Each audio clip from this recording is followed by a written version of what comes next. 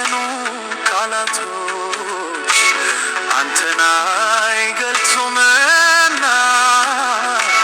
ትልቅ ነህ ልበል ደግሜ ትልቅ ነህ ልበል ገናና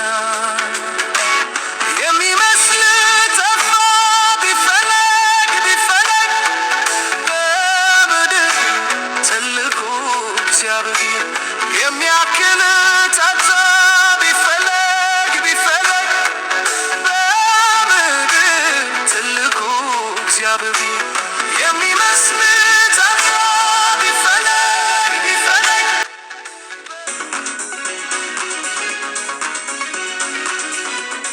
ዓላማ ይዞ የተሰለፈ የሚያስፈራ ያንተ ሰራዊት ጠላትን ሁሉ እያሸነፈ ባንተ መሪነት ቀንና ሌሊት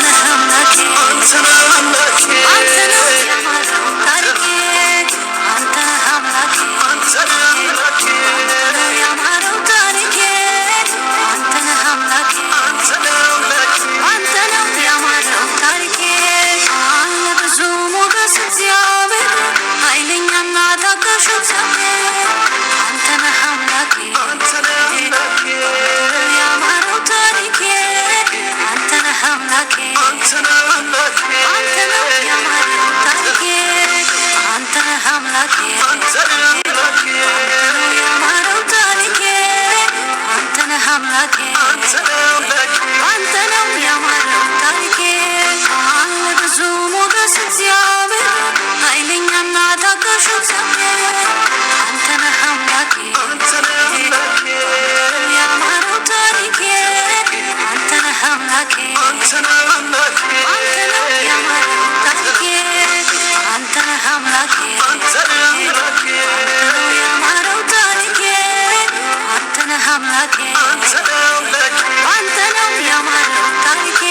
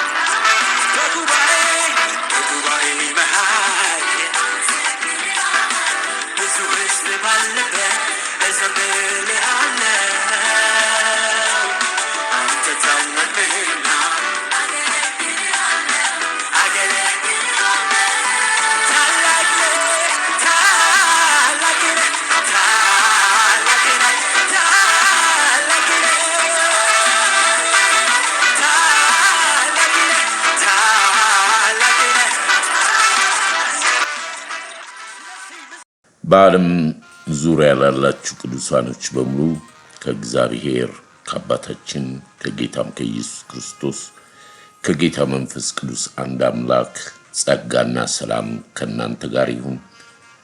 በመለኮታዊና በእግዚአብሔር ምሕረት ቸርነት በወደደን በልጁ በክርስቶስ ኢየሱስ እንደገና የወለደን አምላክና አባታችን ይባረክ። ከማይጠፋ ዘር ተወልዳችኋል። ከመንፈስ በተላከው በእግዚአብሔር መለኮታዊ አሰራር በእኛ አምሳል ሰው ሆኖ በመጣው በክርስቶስ ኢየሱስ በመስቀሉ ሥራ ለምታምኑ በሞቱና በትንሣኤው ተካፋይ የሆናችሁ በእግዚአብሔር ጸጋ በመንፈስ ቅዱስ ማህተም የታተማችሁ በሰማይ ርስት ያላችሁ ስፍራ ያላችሁ እግዚአብሔር ለሚወዳቸው ያዘጋጀው እግዚአብሔር ደግሞ የወደዳቸውን እስከ መጨረሻው ወደዳቸው ተብሎ እንደተጻፈ ክብር ሁሉ ለእግዚአብሔር ይሁን። ቅዱሳኖች በጌታ በኢየሱስ ሰላም እላችኋለሁ። እንዴት ናችሁ? ሰላም ነው ወይ? የጽዮን ጉዞ የመስቀሉ ጉዞ እንዴት እያረጋችሁ ነው? ክብር ለእግዚአብሔር ይሁን። በአሸናፊው በክርስቶስ ኢየሱስ ከአሸናፊዎች ሁሉ እንበልጣለን። በዓለም ካለው በእናንተ ውስጥ ያለው ታላቅ ነው ተብሎ እንደተጻፈ በእኛ ውስጥ ያለው የውስጠኛው የዳነው እኛነታችን የውጭውን እየጎሸምን ዓለም በደረሰችበት የመጨረሻውን የመናፍስቱን አሰራር ጠንቅቀን በማወቅ መንፈስን ሁሉ መርምሩ ስለሚል ሕይወት ከሚገኝበት የእግዚአብሔር እስትንፋስ መለኮት ባለበት የእግዚአብሔርን ቃል ዝማሬዎችን እየሰማን በዓለም ላይ ደግሞ እግዚአብሔር በልጁ በክርስቶስ ደም የዋጃቸውን ቅዱሳኖች እየባረክን እየበዛን እየሰፋን እንሄዳለን። ክብር ሁሉ ለኢየሱስ ይሁን። በድጋሚ በጌታ ሰላም እላችኋለሁ።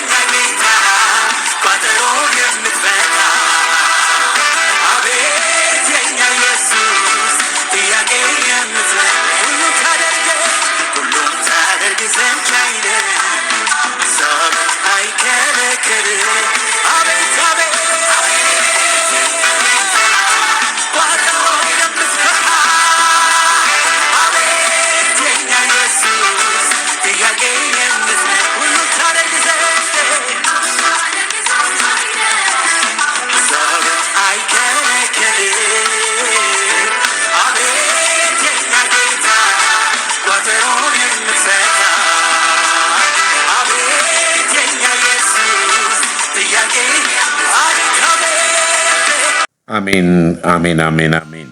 ዓለማትን ሁሉ በፈጠረበት በልጁ በክርስቶስ ኢየሱስ በመጨረሻም ዓለምን ሁሉ በሚጠቀልልበት በእርሱ በልዩ ልዩ ጎዳና መንገዶች ለአባቶቻችን ከተናገረ በኋላ በመጨረሻው ዘመን ለምንገኝ ለእኛ በልጁ በክርስቶስ ኢየሱስ በኩል ተናገረን ይላል የዕብራውያን ጸሐፊ። ክብር ለእግዚአብሔር ይሁን። ቅዱሳኖች ዛሬ እንግዲህ የምንካፈለው አንድ መለኮታዊ የሆነ ቃል የመጨረሻውን የእግዚአብሔርን እስትንፋስ ቃል የምንካፈልበት ነው። አጠር አድርገን በጣም ጥልቅ የሆነ ነገር ነው። ነገር ግን ባለፈው ሳምንት ጌታ ኢየሱስ ይባርካችሁ መባረክ ስላለብኝ ነው አገልግሎታችሁን ያዳመጣችሁም በአንድ ቀን ከመቶ ሰው በላይ ነው የገባችሁት እና ጌታ ይባርካችሁ፣ ዘመናችሁ ይባረክ።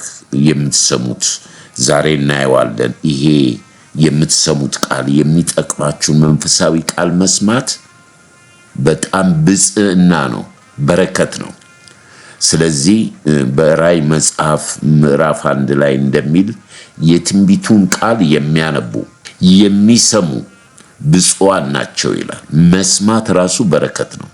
ግን ስለምንሰማው ነገር ደግሞ መጠንቀቅም አለብንና ባለፈው ሳምንት በወንድማችን ጆሲ የመጽሐፍ ቅዱስ የሮሜ ጥናት ሁላችንም እንዳየነው የሐዋርያው ቅዱስ ጳውሎስ ልመና ጸሎት እስራኤሎች እንዲድኑ ወንድሞች እንዲድኑ፣ ምክንያቱም እነሱ በጣም ለእግዚአብሔር ይቀናሉ።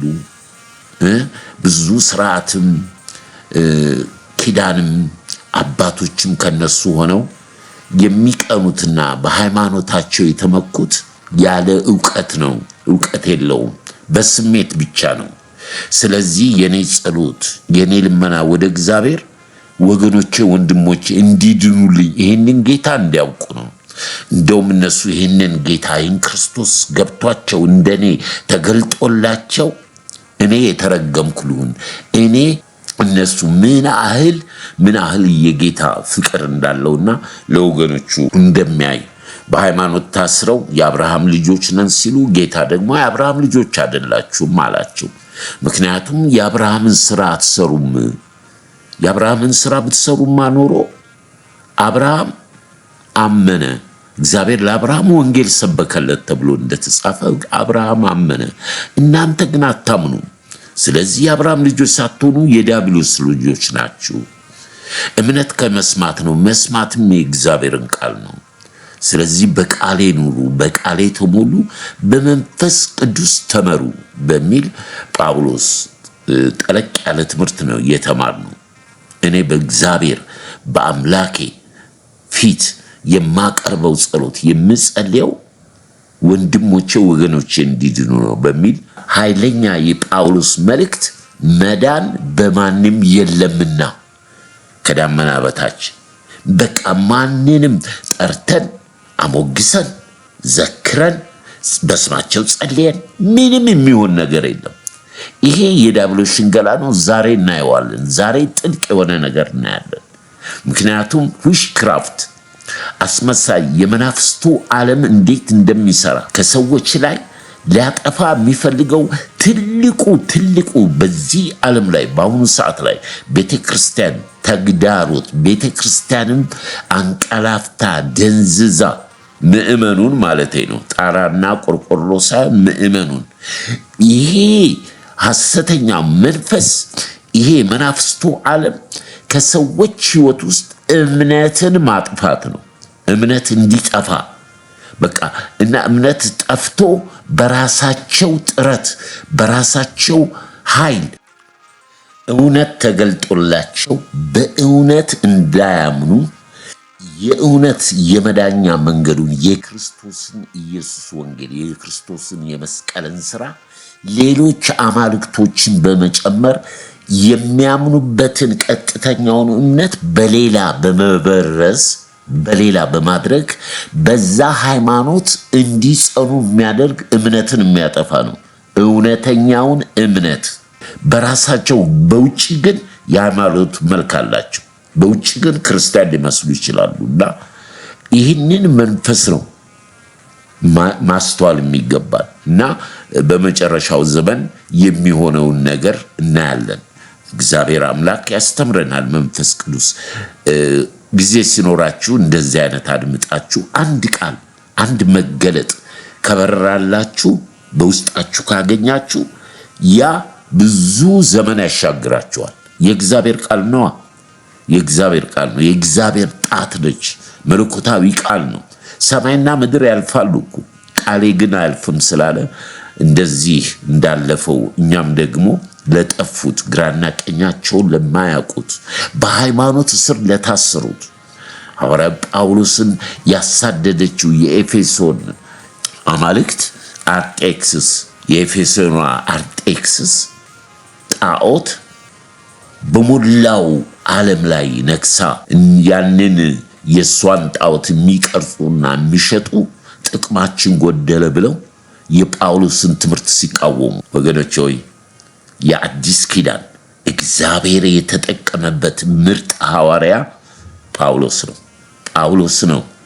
አንገቱን በሰይፍ እስከሚቀላ እናየዋለን። ዛሬ እንዲህ ያገለገለ መናፍስቶች እንዴት ይታገሉት እንደነበረ በሰው ነው የሚጠቀመው ብያቸዋለሁ። ዲያብሎስ ሰይጣን ግን ሰዎች ለሃይማኖታቸው የቀኑ ሃይማኖተኛ መስለው ሳያውቁ የክርስቶስን ማደሪያ ቤተክርስቲያንን ቅዱሳንን አሁንማ በዚህ በመጨረሻው ዘመን በኋላ እናየዋለን። ይሄ የሚዲያው መንፈስ እንዴት አድርጎ ሰዎችን እንደገዛቸው አስተዋይ የሆነ ልብ ይበል።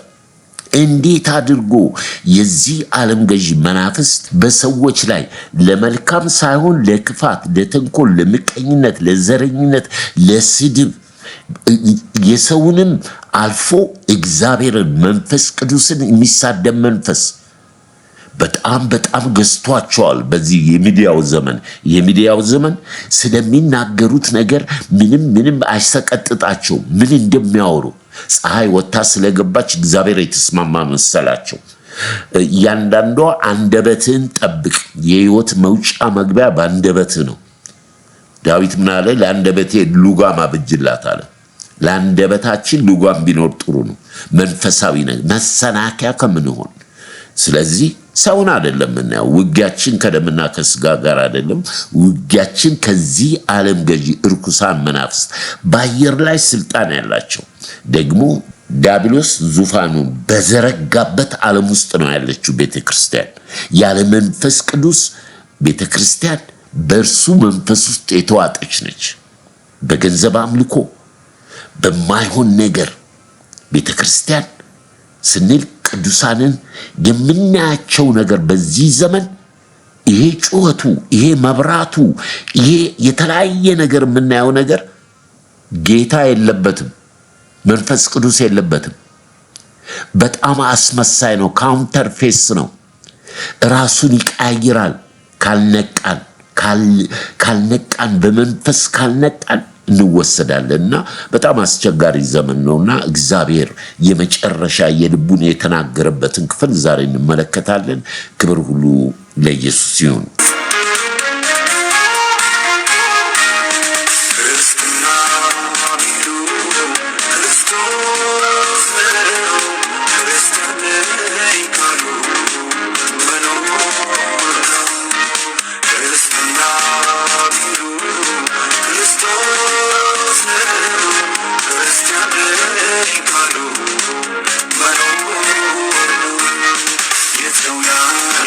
It's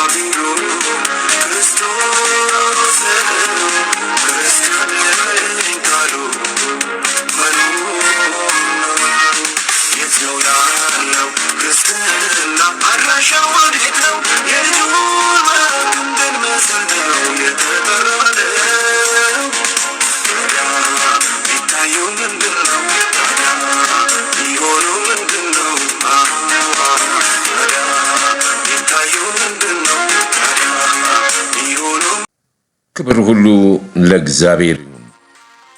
እንግዲህ ቅዱሳን ወገኖቼ እግዚአብሔር በሕይወት በእድሜያችሁ ይህችን ቀን የሰጣችሁ በዚህች ቀን ደግሞ ከመለኮት ከእግዚአብሔር እርሱ በወደደ በመንፈሱ የሚያስተምረንን ቃል እንሰማለን።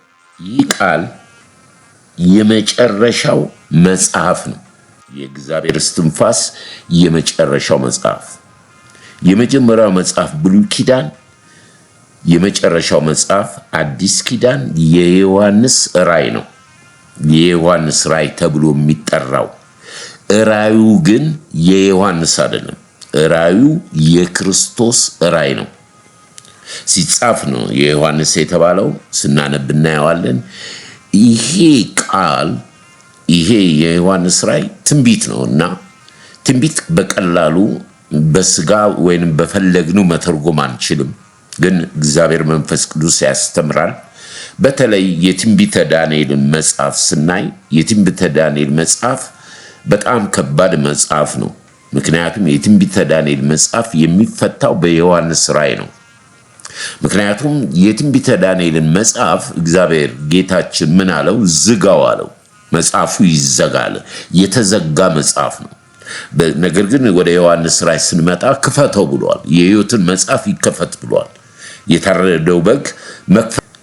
ይህን መጽሐፍ ዮሐንስ መጀመሪያ ሳየው በመንፈስ በራእይ ሆኖ ተዘግቶ ነበርና ዋጋ የለኝም አለ። በቃ እጅግ አምርሬ ያለቀስኩኝ። በቃ ስቅስቅ ብዬ ያለቀስኩኝ። ምክንያቱም በሕይወቱ እያለ ያንን መጽሐፍ ያውቃል። የትንቢተ ዳንኤል መጽሐፍ የተዘጋ ነው። ተስፋ ነበራቸው። ስለዚህ ከሽማግሌዎቹ አንዱ ምን አለው? አታልቅስ፣ ነው ማተሙን ሊከፍት ሊዘረጋ ተችሎታል። የታረደው በግ ብሎ እንደገለጠት ላይ የተከፈተ መጽሐፍ ነው የራእይ መጽሐፍ። እና ይሄ የራእይ መጽሐፍ ደግሞ ተደራሾች አሉት፣ ዘመን አለው። ቅዱሳን የአባቴ ብሩካኖች ልብ በሉ። ምክንያቱም የዚህ መጽሐፍ ተደራሾች 7 አብያተ ክርስቲያናቶች ናቸው በኢስያ የሚገኙ። በዛን ዘመን ነገስታት ነበሩ። የተለያዩ ነገስታት ተፈራርቀዋል። ቤተክርስቲያን 7 ቤተክርስቲያን በኢስያ አሉ። ለእነርሱ የተላከ ነው። በዓለም ላይ አሁን ያሉት አብያተ ክርስቲያናት በሙሉ ጌታ ኢየሱስ ክርስቶስ ዳግም እስከሚመጣ ድረስ በእነኚህ በ7ቱ አብያተ ክርስቲያናት የሚመዘኑ ናቸው። በምድር ላይ ያሉት ቤተ ክርስቲያኖች የሚመዘኑት በእነኚህ በተላኩት በራእይ በተላከው ለ7ቱ አብያተ ክርስቲያናት በተላኩት መመዘኛ ነው የሚመዘኑት። በምድር ያሉት ጌታ እስከሚመጣ ድረስ የተመሰገኑ አሉ፣ የተገሰጹ አሉ፣ ንስሐ እንዲገቡ የተነገራቸው አሉ፣ ንስሐውን እምቢ ያሉ አሉ፣ እተፋሃለው የተባሉ አሉ፣ ሞተሃል የተባሉ አሉ። በዚህ በመናፍስቱ ዓለም ወድቀህ ጥቂት ብቻ ስለቀረ ያለህን አጥብቀህ ያዝ፣ እስከ ሞት ድረስ የታመንኩን የተባሉ አሉ። በፍቅርና በወንድማማችነት ደግሞ የክርስቶስን መገለጫ ለሆኑት ደግሞ የመንግስተ ሰማያትን ቁልፍ ሰጥቻለሁ። በምድር የምትፈታው በሰማይ የተፈታ ይሆናል፣ በምድር የምታስረው በሰማይ የታሰረ ይሆናል የተባለ መልእክት የያዘ የመጨረሻው የእግዚአብሔር እስትንፋስ መጨረሻ ነው። መጨረሻውን ደግሞ ስታዩ ይሄን የተናገረ ቃል ይላል፣ ይሄን የተናገረው መንፈስ እነሆ እኔ መጀመሪያም መጨረሻም አልፋ ኦሜጋ ነኝ እመጣለሁ ብሎ ነው የዘጋው። ቤተክርስቲያንም ሙሽራይቱ አሜን ማራናታ ና ብላ ተቀብያለሁ ነው የተላከው መልእክት ተቀብያለሁ ያሉት ቤተክርስቲያኖች ናቸው ማለት ነው። ነገር ግን እነኚህ ቤተክርስቲያኖች እያንዳንዳቸውን ነው የምንፈትሸውና ከዘመኑ ጋር ነው የምናየው። ከዘመኑ ጋር አይተን የት እንደምታመልኪ ምን አይነት አምልኮ እንዳለ የትኛው ቤተክርስቲያን እንደምትሄዱ ቤተክርስቲያን በምን ውስጥ እንዳለች የዚህን ዓለምን መንፈስ የዚህን ዓለም የሚያሰራውን መንፈስ ከእያንዳንዱ አብያተ ክርስቲያናት አይተን ወደ ህይወታችን ለምን ብንል የተጻፈው ለትምህርታችን ተጽፏል ተብሏል። ልንማርበት በዛን ዘመን እንዴት ነበሩ? እንዴት ነው ያለፉት? ቤተክርስቲያን በምን ተግዳሮት ውስጥ አለፈች? የእግዚአብሔር መንፈስ መልእክቱ ምን ነበረ? እነሱ እንዴት መለሱ? በውስጣቸው ምን ተገኘ? እና እግዚአብሔር ትዕግስት ምን ያህል ድረስ ነው? በመጨረሻ ደግሞ የሚሆነውን ነገር እናያለን። ስለዚህ ይህንን የምናየው ምንድነው? መጀመሪያ መግቢያውን ነው የምናየው። መግቢያውን እናይና ከዛ በኋላ እነኚህ ሰባቱን አብያተ ክርስቲያናት አንዳንዶቹን እያነበብን ሰባቱንም እናነባቸዋለን። በውስጣቸው የተገኘውን እናያለን። ምን ምላሽ እንዳላቸው እናያለን። ከዛ በኋላ ከነኚህ ከሰባቱ ቤተክርስቲያን ወዳለንበት ወደዚህ ዘመን አንጥተን ራሳችንን እንፈትናለን ማለት ነው።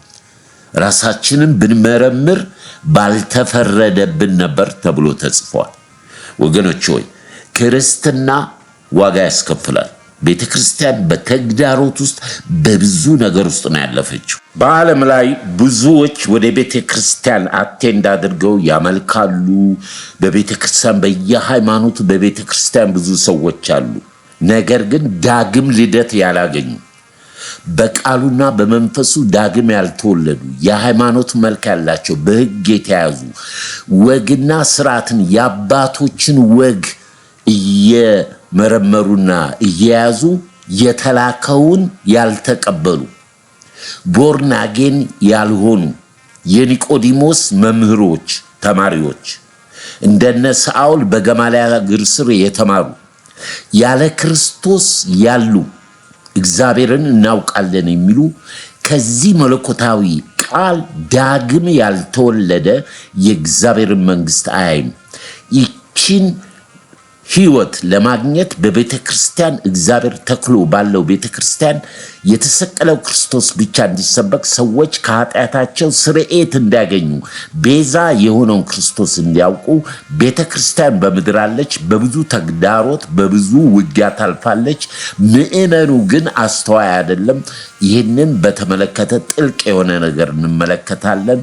ክብር ሁሉ ለእግዚአብሔር ይሁን።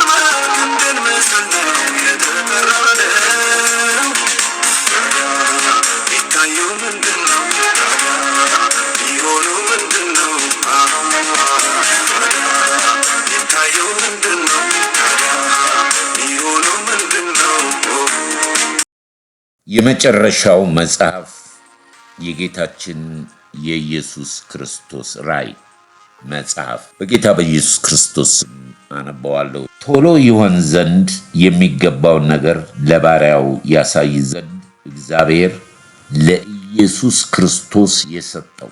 ልብ በሉ፣ እግዚአብሔር ለኢየሱስ ክርስቶስ የሰጠው በእርሱም የተገለጠ እግዚአብሔር አብ ለወልድ ሰጠው፣ ወልድ ለመንፈስ ቅዱስ ሰጠው። በዚህ የተላከ ነው መጽሐፍ ማለት ነው። ይህ ነው። እርሱም በመልአኩ ልኮ ለባሪያው ለዮሐንስ አመለከተው። እርሱም ለእግዚአብሔር ቃልና ለኢየሱስ ክርስቶስ ምስክር፣ ላየውም ሁሉ መሰከረ።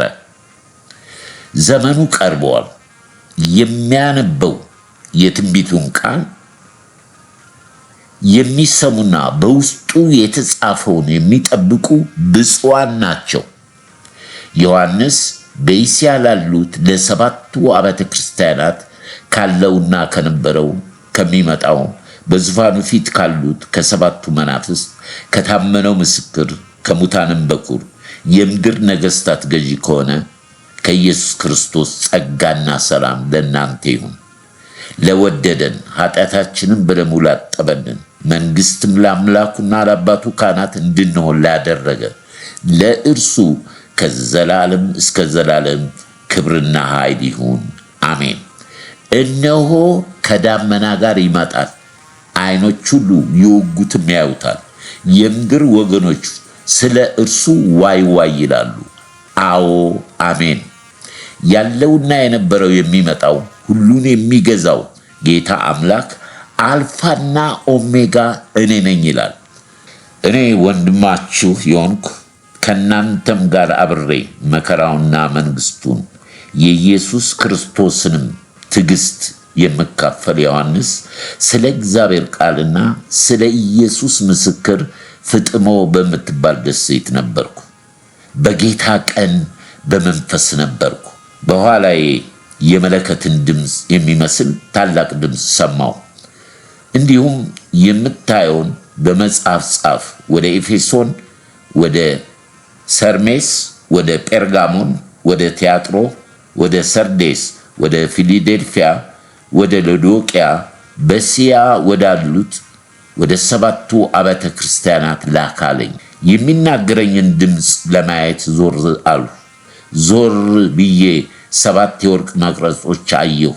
በመቅረጹ መካከል የሰው ልጅ የሚመስል አየሁ። እርሱም እስከ እግሩ ድረስ ልብስ የለበሰ፣ ደረቱን በወርቅ መታጠቂያ የታጠቀ ነበር። የራሱም ጠጉር እንደ ነጭ የበግ ጠጉር እንደ በረዶም ነጭ ነበር። ዓይኖቹም እንደ እሳት ነበልባል ነበሩ። እግሮቹ በእቶን እሳት የነጠሩ የጋለ ናስ የመሰለ ነበር። ድምፁም እንደ ብዙ ውሃዎች ድምፅ ነበር። በቀኝ እጁም 7 ከዋክብት ነበሩት። ከአፉም በሁለት ወገን የተሳለ ስለታም ሰይፍ ወጣ፣ የእግዚአብሔር ቃል። ፊቱም በኃይል እንደሚያበራ እንደ ፀሐይ ነበር። ባየሁት ጊዜ እንደ ሞተ ሰው ሆኜ ከእግሩ በታች ወደቅሁ። ቀኝ እጁንም ጫነብኝ፣ እንዲህም አለኝ፣ አትፍራ፣ ፊተኛው መጨረሻው ሕያው እኔ ነኝ። ሞቼ ነበር፣ እነሆ ከዘላለም እስከ ዘላለም ሕያው ነኝ። የሞትና የሲኦል መክፈቻ አለኝ። እንግዲህ ያየኸውን አሁን ያለውን ልብ በሉ። እንግዲህ ያየኸውን አሁን ያለውን ከዚህም በኋላ ይሆን ዘንድ ያለውን ጻፍ። በቀኝ እጁ ያየው የ7ቱ ከዋክብት የ7ቱ የወርቅ መቅረጾች ምስጢር ይህ ነው። 7ቱ መቅረጽ 7ቱ አብያተ ክርስቲያናት ናቸው። መንፈስ ለአብያተ ክርስቲያናት ጆሮ ያለው ይስማ። ክብር ሁሉ ለእግዚአብሔር ይሁን። የዘላለም አምላክ ልዑል እግዚአብሔር አባታችን ሆይ በክብር በክርስቶስ ኢየሱስም እናመሰግናለን። ምስጢርን የሚገልጥ እግዚአብሔር በሰማይ አለ ተብሎ የእግዚአብሔር ምስጢር የሆንክ ክርስቶስ በቅዱስ መንፈስ በመንፈስ ቅዱስ አስተምረን። በዚህ ሰዓት በቃል ዙሪያ ልጆች ብላቴናዎች አለን። የቃል ፍሬ የቃል ገበታ በክብር በክርስቶስ ኢየሱስ የሚከፈትልን አስተምረን። የእውነት መንፈስ በመጣ ጊዜ ወደ እውነት ሁሉ ይመራችኋል። እኔ የምነግራችሁ ቃል የሕይወት መንፈስም ነው ያልከን ጌታ እግዚአብሔር መንፈስ ቅዱስ ሆይ አስተምረን። ይህን መለኮታዊ ምስጢር አንተ ካልገለጥክልን አይገባንምና ጌታ እግዚአብሔር ሆይ በደረስንበት በተረዳንበት እውነት በዚህ ያለፈውን አሁንም ወደፊትም የሚሆነውን ጻፍ እንዳልከው በዚህ ባለንበት ዘመን በእነኛ ጫማ ውስጥ ሆነን የምናየው በአንተ መለኮታዊ በደምህ በቀደስካት ቤተክርስቲያን ውስጥ ያለውን ጉድፍ ያለውን በረከት ያለውን አንተ የምትጠላውን ነገር ልብ እንድንል ከዛ ደግሞ ራሳችንን እንድንጠብቅ ለሌሎችም መጽናኛ እንድንሆን ጌታ መንፈስ ቅዱስ ያስተምረን። ይህን የማይፈቅድ የጠላት የጨለማ ኃይል ሁሉ በስም ስልጣን የታሰረ ይሁን። ጊዜውንና ሰዓቱን አንተ ውሰድ። በክብር በክርስቶስ ኢየሱስ ስም አሜን።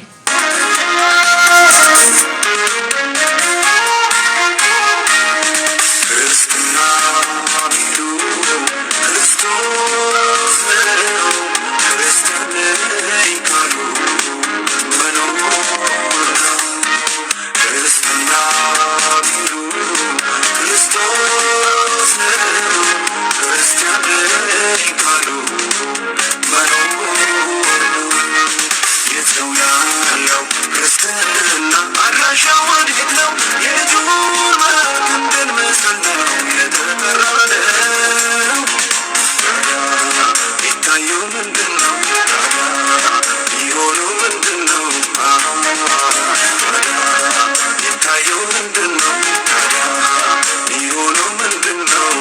ክብር ሁሉ ለእግዚአብሔር ለመንፈስ ቅዱስ ይሁን።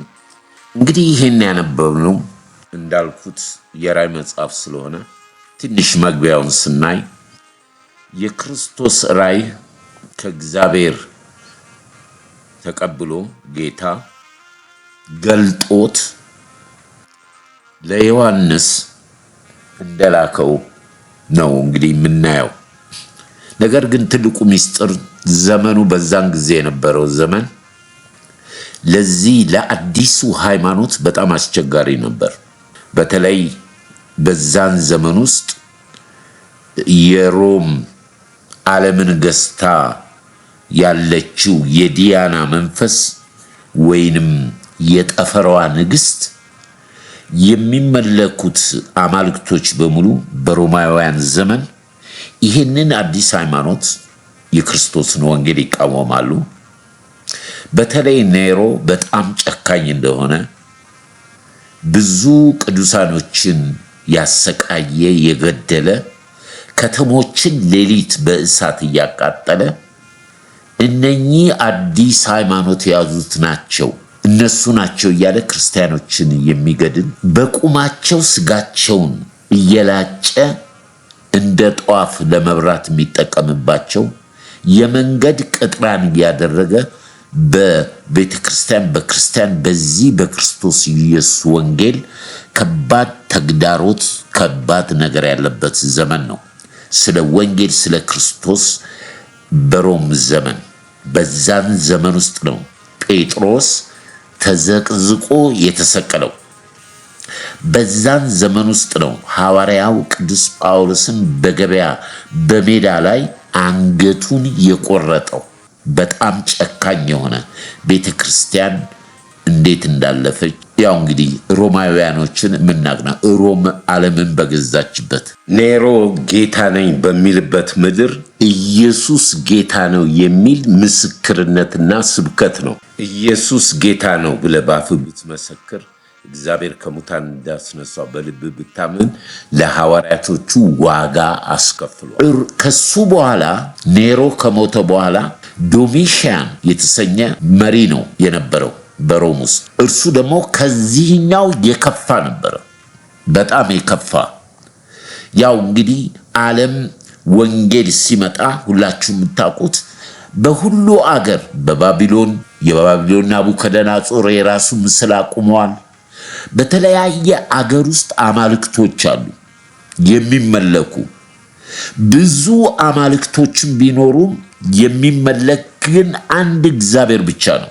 ነገር ግን እግዚአብሔር ከታላቅ ፍቅሩ የተነሳ ልጁን ልኮ ይሄ ወንጌል እየተሰራጨ ዶሚሽያን የተባለው ደግሞ በጣም አስቸጋሪ ሰው ሆነ። ልክ እንደ ናቡከደነፆር ሆነ። የገዛ ምስሉን አቁሞ በሮም በሚገዛበት ግዛት ውስጥ የዶሚሽያን የቆመውን ጣዖት እንዲያመልኩ አደረጋቸው።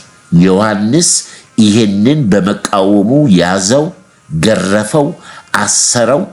ታመልካለህ ወይስ አታመልክም አለው። ዮሐንስ አላመልክም አለው። አልሰግድም ለዶሚሽያን በፍጥሞ ደሴት ላይ ጣሉ። በዛን ዘመን አስቡት፣ በዛን ዘመን እና በዘይት ተጠብሶ ወረወረው እዛ። በዛን ጊዜ ነው ይሄን ራእይ ያየው። ራእዩን ሳይ ምን ብሎ ነው የጀመረው?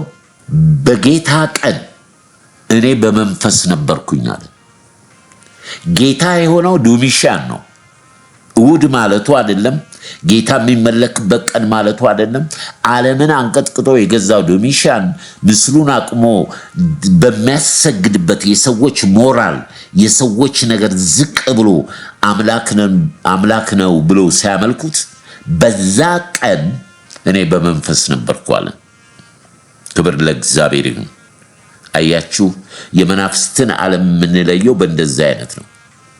እምነትን የሚያስክድ ነው። ስንጀምር እንዳልነው የዲያብሎስ የጨለማው ስራ በምድር ላይ ትክክለኛውን እምነት አስቶ እውነት በመሰለ ውሸት እምነትን እንድታገኝ ነው የሚያደርግህ፣ ሊያጠፋ ሊገድልህ።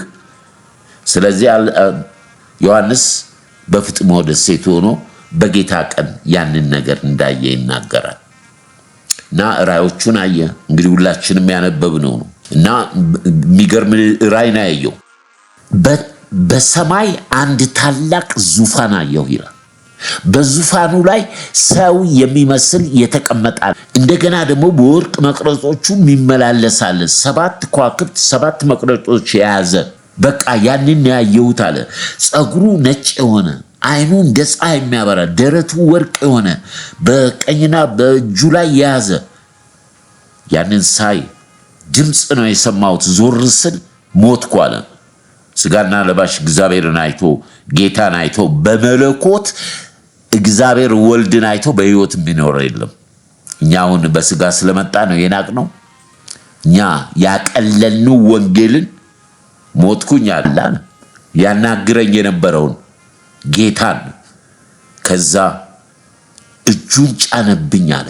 እጁን ጭኖ አትፍራ፣ ሞቼ ነበር አሁን ሕያውን አስታወሰው። አያችሁ ዮሐንስን ታውቃላችሁ። ስለዚህ አሁን ሕያው ነኝ፣ ሞቼ ነበር አሁን ሕያው ነኝ ብሎ እጁን ጭኖበት ተነሳ፣ ተቀበለ መልእክቱን። መልእክት የሰጠው ለ7ቱ አብያተ ክርስቲያናት ነው። ይህንን አድርስ አለው በሕይወት በምድር ላይ በመስቀል ላይ በደሜ የገዛዋት ቤተ ክርስቲያን የተከልኳት ሰፍታ በእስያ ላለችው 7ቱ አብያተ ክርስቲያናት ይህንን ላክልኝ ብሎ ሰጠው። ማብራሪያውን ነግሮታል፣ እናየዋለን። ከዛ ምን ሆነ ብትሉ ዶሚሽያን ሞተ። ይሄ ጣዖት አቁሞ የሚያስመልከው ሞተ። ነርቫ የተባለ የሮም መሪ የሮም መንግስት በሮም ግዛት ሁሉ ላይ የሃይማኖት ነፃነትን አወጀ። ነርቫ ጌታ ስሙ ይክበር። እንግዲህ 3 ነገስታት ስናይ በ3 ነገስታት ውስጥ የተማርነው ነገር አለ። ኔሮን እናውቀዋለን። ዶሚሽያን ጣዖት አምላኪ የራሱ ምስል ያቆመ እንደነ ሲድራቅ እንደነ ሚሳቅ አብደናጎም ዮሐንስ ለዶሚሽያን ላቆመው ምስል አልሰግድም ብሎ በዘይት ተጠብሶ በፍጥሞ ደሴት እሱ ከሞተ በኋላ ነው ነርቫ የተባለው መሪ ሲመጣ ዮሐንስ ነፃ ወጣ። ክብር ሁሉ ለእግዚአብሔር ይሁን። ሌላውን ነገር ስለምታውቁት ቀጥታ ወደ መልእክቱ ነው የምንገባው። ምክንያቱም ያየው መለኮት ነው ያየው። ያው ምን አይነት እንዳየ በዙፋኑ ላይ የተቀመጠው በመቅረጾቹ የሚመላለሰው ያለ የነበረ እንደሆነ እንደውም ራቅ ብላችሁ በራእይ 19:20 ስትሄዱ በጭኑ ላይ የእግዚአብሔር ቃል የሚል ስም ያለው የናዝሬቱ ኢየሱስ ሞትን ድል አድርጎ የተነሳው እንዳነበብሉም የሲኦልና የመንግስተ ሰማያት መክፈቻ ያለው መልእክት ላከው። እንግዲህ እያንዳንዱ መልእክት እያንዳንዷን ቤተክርስቲያን የዛሬው ትምህርታችን ምንድነው? በመጨረሻው ዘመን አስጨናቂ ዘመን ይሆናል። ተግዳሮት አለ። ብዙዎች ሳያውቁ እምነታቸውን ገለዋል። የሚታየው ነገር ቅድም እንዳልኩት ብዙ የመጽሐፍ ቅዱስ ምሁራኖች እንደሚስማሙት በምድር ላይ ክርስቶስ ኢየሱስ እስከሚመጣ ድረስ ያሉት አብያተ ክርስቲያናት የሚመዘኑት በዚህ በ7ቱ አብያተ ክርስቲያናት ነው። በ7ቱ ምዕመን በተላከው። ስለዚህ ምንድነው? ማነው የተመሰገነው? ማነው የተነቀፈው? ምን ተገኝቶባቸው ነው? ምን የእግዚአብሔርን ቸርነት ምሕረት እንዴት ተቀበሉት? እንዴት ካዱት? እና ምንድነው የሚጠብቃቸው? ያንን ወደኛ ዘመን አንጥተን ለነፍሳችን ለሕይወታችን እንድንጠነቀቅ ተጠንቀቁ ስለሚል ማለት ነው። በመጨረሻው ዘመን እንድንጠነቀቅ መንፈስን ሁሉ መርምሩ፣ መናፍስትን ሁሉ ለዩ፣ መርምሩ። በመንፈስ የተወለደ ሰው በመንፈስ ነው የሚመራው።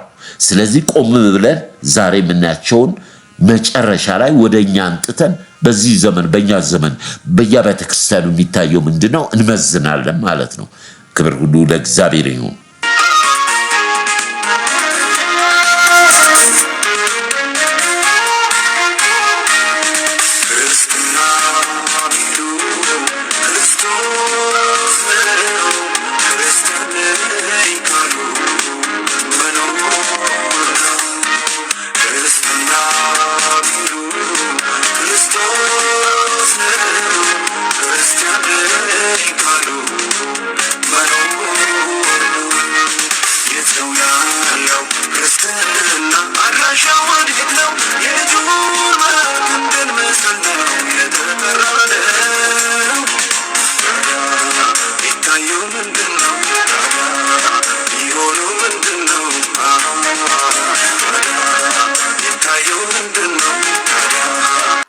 በመጀመሪያ የምንመለከተው ምዕራፍ 2 ቁጥር 1 ላይ የምትገኘው በኤፌሶን ወዳለው ወደ ቤተ ክርስቲያን መልአኩን እንዲህ ብለህ ጻፍ።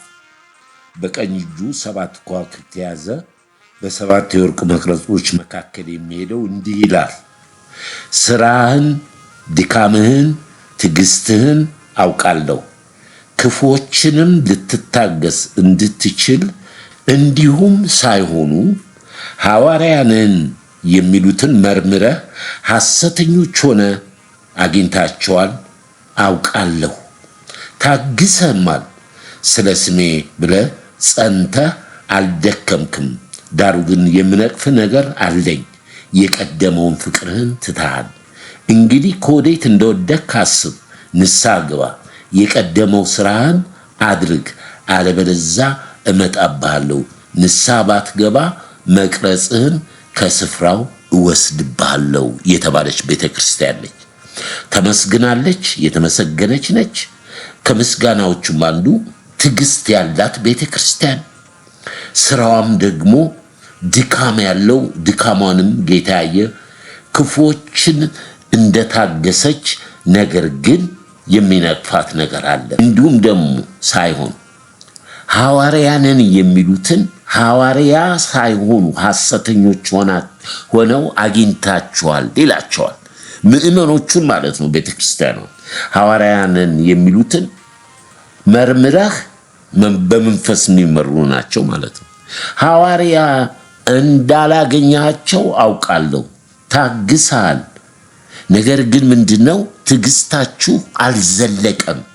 ስለ ስሜ ብለህ ጸንታችሁ አልደከማችሁም። ለቀቋቸው ማለት ነው። እነኛ ሐሰተኛ ሐዋርያንን የሚሉትን ለቀቋቸው። ስለዚህ ዳሩ ግን የምነቅፍ ነገር አለኝ፣ የቀደመው ፍቅርህን ትተሃል። ድሮ በፍቅር ሆነህ ይሄ ትዕግስት፣ ይሄ መከራ፣ ይሄ የምታደርገው ነገር አይብ ነበር።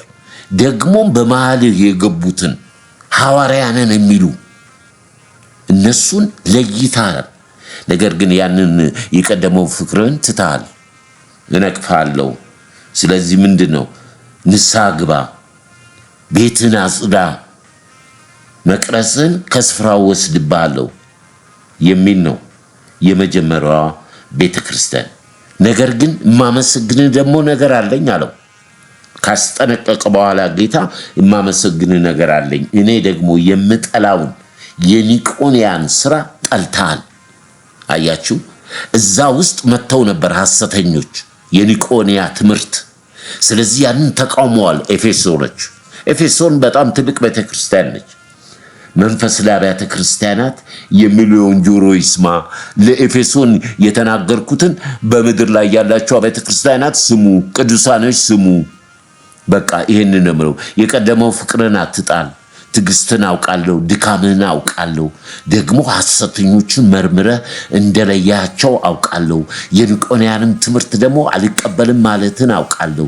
ግን ፍቅር ቀዝቅዟል፣ ወደ ቀደመው ፍቅር ተመለስ፣ ወደ እኔ ተመለስ የሚል ነው። ክብር ለኢየሱስ ይሁን። ምን ተገኘባት? በኤፌሶን በምን ተመሰገነች?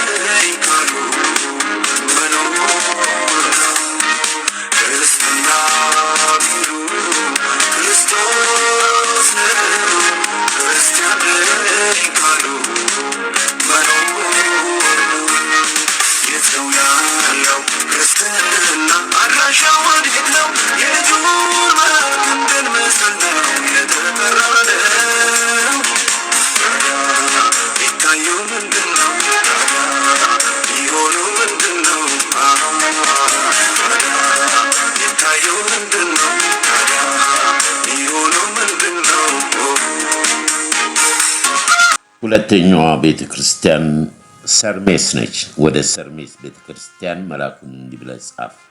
ሞቶ የነበረው ሕያው የሆነው ፊተኛውና መጨረሻው እንዲህ ይላል፣ መከራህን ደህንነትን አውቃለሁ፣ ነገር ግን ባለጠጋ ነህ። የሰይጣንን ማኅበር ናቸው እንጂ አይሁድ ሳይሆኑ አይሁድ ነን የሚሉትን የሚሳደቡትን ስድብ አውቃለሁ። አቤት አቤት ጌታው ይቅር በለን። ምን አይሁድ ሳይሆኑ አይሁድ ነን የሚሉ እንደገና ደግሞ የሚሳደቡትን ስድብ አውቃለሁ። ልትቀበለው ያለህን መከራ አትፍራ። እነሆ እንድትፈተኑ ዲያብሎስ ከናንተ አንዳንዶችን በወይን ሊያስገባ አለው። 10 ቀን መከራ ትቀበላላችሁ። እስከ ሞት ድረስ የታመንኩን የሕይወትን አክሊል እሰጥሃለሁ። መንፈስ ለአብያተ ክርስቲያናት ጆሮ ያለው ይስማ ይላል። ይሄ ትልቅ ትምህርት ነው። ያልዳኑ ሕይወታቸው ለክርስቶስ ያልሰጡ በመብራት በኪቦርድ ያበዱ ስለ ንስሐ ስለ ደህንነት ሳይሆን ስለ ብልጽግና ወንጌል እየተሰበከላቸው ቤቱን የሞሉት አይሁድ ሳይሆኑ አይሁድ ነን የሚሉት በዛ ገንዘብ ከነሱ በእኛ ለምትሰጡን እኛ መንግሥተ ሰማያት እናስቀምጥላቸዋለን የሚሉ የተደበላለቁ ሀብታሞች ያሉበት ጌታ ነቀፈው። ይህን ቤተ ክርስቲያን አልዳኑም ማለት የዳኑ የሉበትም። ጩኸት፣ ጭብጨባ፣ ዝላይ በመብራት በኪቦርድ የደመቀ ምክንያቱም አይሁዶች ሀብታሞች ናቸው፣ ግን የገቡት በገንዘብ ነው። መከራችሁንና ደህንነታችሁን አውቃለሁ። ነገር ግን ባለጠጋ ነህ የሰይጣን ማህበር ናቸው እንጂ አይሁድ ሳይሆኑ አይሁድ ነን የሚሉትን የሚሳደቡትን ስድብ አውቃለሁ። በቤተ ክርስቲያን ውስጥ ያሉት ማለት ነው። አይሁድ ሳይሆኑ አይሁድ ነን ይላሉ።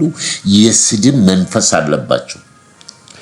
በዚህ የተነሳ ምዕመኑ መከራ እየተቀበለ ነው። ልትቀበል ያለውን መከራ አትፍራ። እነሆ አልፈው ከስድብም ከመከራ አልፈው ወደ ወይን ይጥሏችኋል። ለ10 ቀን ያህል ትታሰራላችሁ። 10 ቀን መከራ ትቀበላላችሁ። በሚደርስባችሁ መከራ ግን እስከ ሞት ድረስ የታመንኩን የሕይወት አክሊል እሰጥሃለሁ። መንፈስ ለአብያተ ክርስቲያናት ይላል። ይህንንም ወደ ዘመናችን እናንጣው። አይሁድ ሳይሆኑ አይሁድ ነን የሚሉ በገንዘብ ያበዱ ማለት ነው። ደግሞ የሚሳደብ መንፈስ ያለው ደግሞ ምንድነው? በእግዚአብሔር መለኮታዊ ክርስቲያን እኮ ክርስቲያንን አይከስም። ፍርድ ቤት ክርስቲያን አይከስም። አሳልፎ ለእግዚአብሔር ነው የሚሰጠው። የትኛውም ቦታ ላይ ሲከሰሱ ነው እንጂ ክርስቲያን ቤተክርስቲያን ስትከስ እኔ በመጽሐፍ ቅዱስ የትም ቦታ አላነበብኩ። ከዘመኑ ጋር ነው እና አከበዱባቸው። ለ10 ቀን ነው ብትታሰሩ አላት። ነገር ግን የታመንከው እምነትህን አጥብቀህ ያዝ፣ የሕይወት አክሊል እሰጥሃለሁ። በዚህ ፈተና ውስጥ ካለክ ስለ ወንጌሌ ስለ ቤተ ክርስቲያን በእነሱ የሚመጣውን ስድብ፣ መከራ፣ እስር አትፍራ፣ በእምነትህ ጽና የሚል ነው። ክብር ለኢየሱስ ይሁን። ሶስተኛዋ ቤተ ክርስቲያን ጴርጋሞ ነች። ወደ ጴርጋሞ ቤተ ክርስቲያን መልአኩ እንዲህ ብለህ ላክ። በሁለት ወገን የተሳለ ስለታም ሰይፍ ያለው እንዲህ ይላል፣ የሰይጣን ዙፋን ባለበት የምትኖሩትን አውቃለሁ። ስሜን ትጠብቃለህ። ሰይጣን በሚኖርበት በእናንተ ዘንድ የተገደለው የታመነው ምስክር አንጦጲስ በነበረበት ዘመን እንኳን ሃይማኖቴን አልካድክምና፣ ዳሩ ግን ለጣዖት የታረደ እንዲበሉ እንዲሰስኑ በእስራኤል ልጆች ፊት መሰናከያ ሊያኖሩባት በላቅን ያስተማረውን የበለዓምን ትምህርት ይጠብቁ። በዚያ ካንተ ጋር ስላሉ የምነቅፍህ ጥቂት ነገር አለኝ። እንዲህ የኒቆንያን ትምህርት እንደነዚህ የሚጠብቁ ሰዎች ካንተ ጋር ደግሞ አሉ። እንግዲህ ንስሐ ግባ፣ አለዛ ፈጥኜ እመጣብሃለሁ፣ በአፌም ሰይፍ እወጋሃለሁ። መንፈስ ለአብያተ ክርስቲያናት ጆሮ ያለው ይስማ ይላል። የዚች ቤተክርስቲያን ደግሞ ጉድ ነው። ምንድነው? አንደኛ ቤተክርስቲያኗ ያለችው ያው ለሁሉም የሚመለከት ነው። የሰይጣን ዙፋን ባለበት የምትኖረው ኑሮ አውቃለሁ፣ ኑሮህን አውቃለሁ። ስሜን ጠብቀሃል። ሰይጣንን በሚኖርበት በእናንተ ዘንድ የተገደለው የታመነው ምስክር አንጦጲስ በዚህ ሰይጣን ዙፋኑን በዘረጋበት ከተማ ቤተክርስቲያን ተገሏል።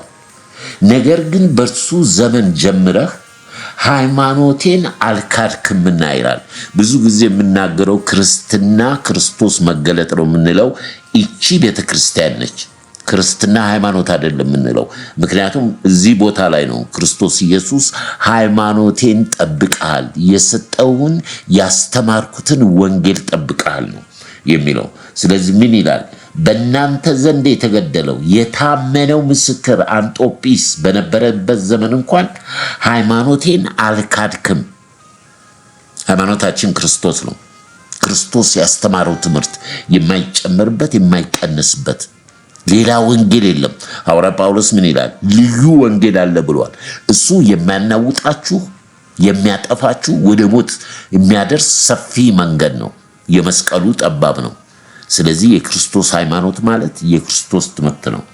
ዳሩ ግን ለጣዖት የታረደ የሚበሉትን የበለዓምን ትምህርት የሚጠብቁትን በዛ ካንተ ጋር ስላሉ የምነቅፍ ነገር የበለዓም መንፈስ ያለፈው አይታችኋል።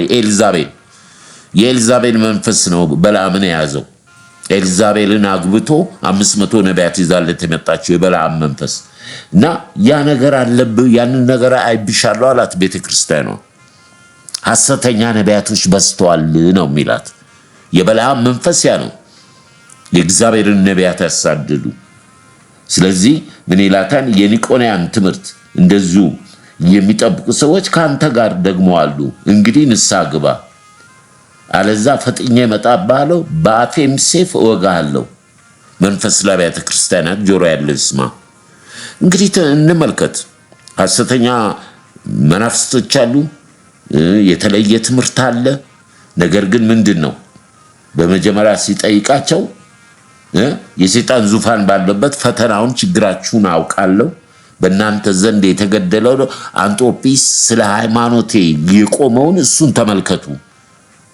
አልካደም፣ ትምህርቴን አልካደም፣ ሃይማኖቴን አልካደም።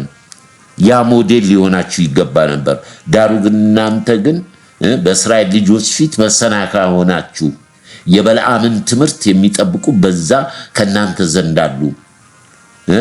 የኒቆናያን ትምህርት እንደነዚህ የሚጠብቁ ሰዎች ካንተ ጋር ደግሞ አሉ። እንግዲህ ንስሐ ግባ፣ ቤትን ጥረግ፣ አስተካክል። ከማን ጋር እንደምታመልክ ከበለዓም አምልኮት ጋር ከኒቆናያ ትምህርት ጋር ከተሸቀጠ ወንጌል ጋር ነው ያለው። ወደ ንስሐ ተመለስ። Pastor, you preached, but you preach for yourself. Go to hellfire. You enjoyed the world more than God. Go to her fire. Old woman, you did well. Faithful servant, go to heaven. Church elder, church money was sweet, Abi. Go to hellfire.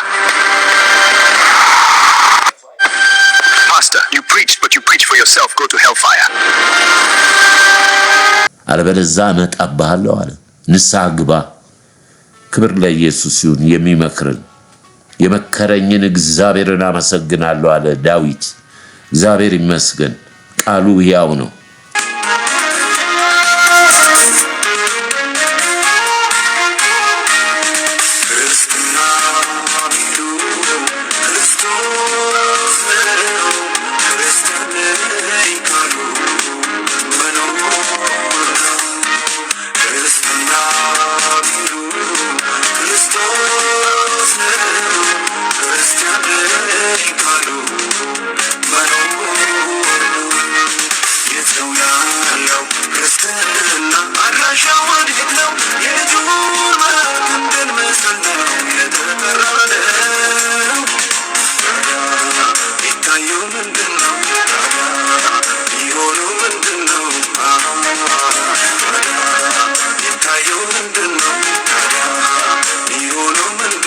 የምትቀጥለው ቤተ ክርስቲያን ቲያጥሮ ነች። ቲያጥሮን ጌታ መልእክት ሲልክ እንደ እሳት ነበልባል የሆነ አይኖች ያሉት በአቶን የነጠረ የጋለ ናስ የሚመስል እግሮች ያሉት የእግዚአብሔር ልጅ እንዲህ ይላል፣ ሥራህን፣ ፍቅርህን፣ እምነትን፣ አገልግሎትን፣ ትዕግስትን ከፊተኛው ሥራ ይልቅ የኋለኛው እንዲበዛ አውቃለሁ። ዳሩ ግን ነቢይ ነኝ የምትለውን ባሪያዎች እንዲሰንኑ ለጣዖት የታረደውን እንዲበሉ የሚያስተምሩ የምታስተውን ያችን ኤልዛቤልን ትታሃታልና ንስሐ እንድትገባ ጊዜ ሰጠኋት። ከዝሙቷ ንስሐ እንድትገባ አልወደደችም። እነሆ በአልጋ ላይ እጥላታለሁ፣ ከእርሷም ጋር የሚያመነዝሩት ከእርሷም ንስሐ ባይገቡ በታላቅ መከራ እጥላቸዋለሁ፣ ልጆቻቸውም በሞት እገድላቸዋለሁ። አብያተ ክርስቲያናትን ሁሉ ኩላሊት ልብን የሚመረምር እኔ ነኝ። አብያተ ክርስቲያናትን ልብና ኩላሊትን የምመረምር እኔ እንደሆንኩ ያውቃሉ። ለእያንዳንዱ እንደ ሥራው እሰጠዋለሁ። ዳሩ ግን ይህን ትምህርት ለማትይዙ ሁሉ የሰይጣን ጥልቅ ነገር ከነርሱ እንደሚሉት ለማታውቁ ለእናንተ በተያጥሮ ለቀራችሁ እላለሁ፣ ሌላ ሸክም አልጭንባችሁም። ዳሩ ግን እስክመጣ ድረስ ያላችሁን ጠብቁ። ድል ለነሳው እስከ መጨረሻ ሥራዬን ለጠበቀ እኔ ደግሞ ከአባቴ እንደተቀበልኩ በአሕዛብ ላይ ሥልጣን እሰጠዋለሁ። በብረትም በትር ይገዛቸዋል፣ እንደ ሸክላ ዕቃም ያቃጥሏቸዋል። የንጋት ኮከብ እሰጣቸዋለሁ። መንፈስ ለአብያተ ክርስቲያናት የሚሰማ ጆሮ ያለው ይስማ ይላል። እንግዲህ እቺ ቤተ ክርስቲያን ያው እንግዲህ በመናፍስት የተሞላች ነች፣ በኤልዛቤል መንፈስ። የኤልዛቤል መንፈስ ያው ታውቃላችሁ በጣም የእግዚአብሔርን መንፈስ የሚቃወም ነው። ነቢያቶችን በብሉይ ኪዳን የተቃወመ መንፈስ አብዛኛው በሴቶች ነው የሚጠቀመው፣ በሴቶች ነው የሚጠቀመው። የምታዩ ከሆነ አሁን አማልክቶችን ስታዩ ከወንድ ይልቅ አብዛኛዎቹ ሴቶች ናቸው አማልክቶች፣ እና መጠንቀቅ ያስፈልጋል ማለት ነው። ነገር ግን በሷ ትምህርት በሷ ያልሄዱ ጥቂቶች አሉና እነኚህ ጥቂቶቹን ደግሞ ያለህን አጥብቀ ያዝ። በቃ ያለህን አጥብቀ ይዘ እስከ መጨረሻው ድል ለሚነሳ እኔ ደግሞ በአባቴ ዙፋን ክብር አክሊል ይሰጠዋል። እና ከእንደነዚህ አይነት እንድንጠበቅ ነው። በቃ የመናፍስት አሰራር አለ ነው። በምእመኑ ውስጥ በእያንዳንዱ ቤተክርስቲያን ውስጥ አታክ የሚያደርግ የመናፍስት አሰራር አለ። በቃሉ ካልተሞላን በመንፈሱ ካልተሞላን ለነኚህ አብያተ ክርስቲያናት ያለው ነገር ልብ ብለን የምናመልክበትን የምንሄድበትን ካላየን ያውን ምንድነው ያላት ከነኚህ መጥፎ ከመናፍስቱ ትምህርት እናንተን ተለይታችሁ ያላችሁ ጥቂቶች የያዛችሁትን ጠብቁ ነው የሚለው። ስለዚህ ጌታ ኢየሱስ መንፈስ ቅዱስ ልቦናችንን ያብራልን። በእውነት ነው የምላችሁ። የምትቀጥለው ቤተክርስቲያን ሰርዴስ ነች። ሰርዴስ ቤተክርስቲያን የእግዚአብሔር መናፍስት 7 ከዋክብት ያሉት እንዲህ ይላል፣ ሥራህን አውቃለሁ፣ ሕያው እንደመሆንህ ስም አለህ፣ ሞተሃል። ሥራህ በአምላክ ፊት ፍጹም ሆኖ አላገኘሁትም። የነቃሁን ሊሞቱ ያላቸውን የቀሩትን ነገሮች አጽና። እንግዲህ እንዴት እንደተቀበልክና እንደሰማህ አስብ፣ ጠብቅ፣ ንስሐም ግባ። እንግዲህ ባትነቃ እንደ ሌባ እመጣብሃለሁ። ለማንኛው ሰዓት እንደምመጣ ከቶ አታውቅም። ነገር ግን ልብሳቸውን ያላረከሱ በሰርዴስ ጥቂት ሰዎች ካንተ ጋር አሉ። የተገባቸው ስለሆነ ነጭ ልብስ ለብሰው ከኔ ጋር ይሄዳሉ። ድል የነሳ እንዲህ በነጭ ልብስ ይጎናጸፋል፣ ስሙንም ከሕይወት መጽሐፍ አልደመስሰውም። በአባቴና በመልአኩ ፊት ለስሙ እመሰክርለታለሁ። መንፈስ ለቤተ ክርስቲያናት ጆሮ ያለው ይስማ ይላል። ከባድ ቤተ ክርስቲያን ነች። ይህች ቤተ ክርስቲያን ደግሞ በጣም የሚገርም ነው። ምንድነው እሱ? በዚች ቤተ ክርስቲያን ሥራህን አውቃለሁ፣ ሕያው ነን፣ ቅዱስ ነን፣ ጸድቀናል፣ ድነናል ይላሉ። ስም አላቸው፣ ነገር ግን ሞታችኋል አሉ። ሙት ናችሁ። ሥራችሁ በአምላክ ፊት ፍጹም ሆኖ አላገኘሁትም። አያችሁ፣ እስራኤሎችን የነቀፈበትን ነው እዚህ የሚነቅፈችን ቤተ ክርስቲያን። የአብርሃም ልጆች ነን ሲሉ የአብርሃም ልጆች አይደላችሁም፣ ምክንያቱም ሥራችሁ። ይችን ቤተ ክርስቲያን ሕያው ነኝ ትላለች፣ ሞተሻል፣ ምክንያቱም ስራሽ ገሎሻል። እንግዲህ ትንሽ የቀሩ ነገሮች አሉ፣ እርሷን አጽንተሻይ፣ እምነትሽ ላይ ቁሚ፣ ከየት እንደወደቅሽ እወቂ፣ እንዴት እንደተቀበልሽ፣ እንዴት እንደሰማሽ ቃሉን ጠብቂ፣ አለበለዚያ ንስሐ ግቢ። እንግዲያ ባትነቂ እንደ ሌባ ሆኜ እመጣለሁ። በማንኛው ሰዓት እንደምመጣ ከቶ አታቂም። ነገር ግን ልብሳቸውን ያላረከሱ በሰርዴስ ጥቂት ሰዎች ካንተ ጋር አሉ። በቤተ ክርስቲያን ውስጥ አያችሁ አሉ። ሁሉንም አይደለም ወገኖቹ አሉ። በመንፈስ ያለፈው ሳምንት አይታችኋል አይደለ? የእስራኤል ሕዝብ መሲሁን ስተውት ሁለት ሰዎች ቅሬታዎች የነበሩ የሚጠብቁ እንዳገኙት ማለት ነው።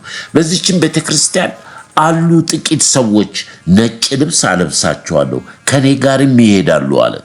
ድል የነሱት እኒህ በነጭ ልብስ ይጎናጸፋሉ፣ ስማቸውንም ከሕይወት መጽሐፍ አልደመስሰውም። በአባቴና በመላእክቱ ፊት ለስሙ እመሰክርላቸዋለሁ።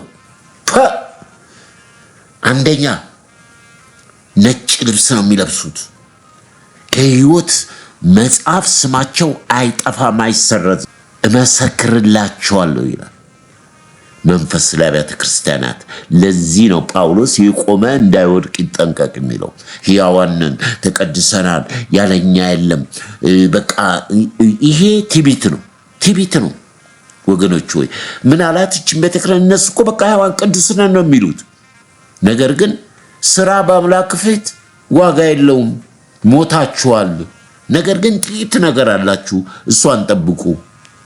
እግዚአብሔር ቅሬታዎች አሉት።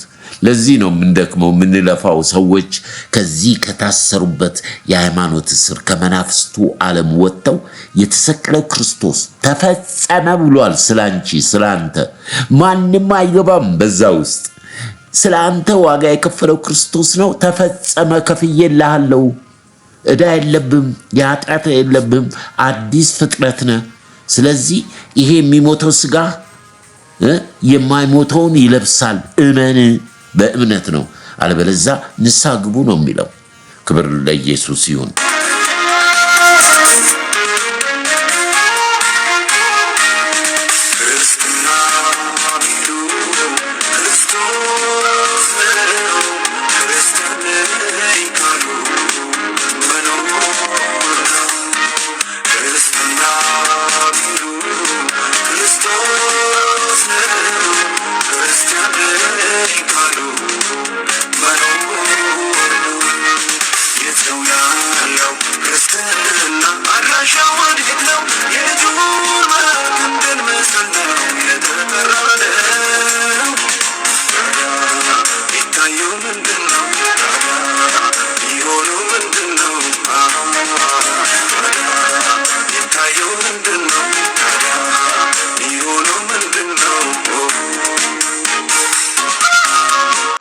ስድስተኛዋ ቤተክርስቲያን ፊላዴልፊያ ወዳለው ቤተክርስቲያን ነው ጌታ መልአኩ የሚዘጋን የሚከፍት የሌለው ቅዱስና እውነተኛ የሆነው እርሱ እንዲህ ይላል፣ ስራህን አውቃለሁ። እነሆ በአንተ ፊት የተከፈተ በር ሰጥቼሃለሁ፣ ማንም ሊዘጋው አይችልም።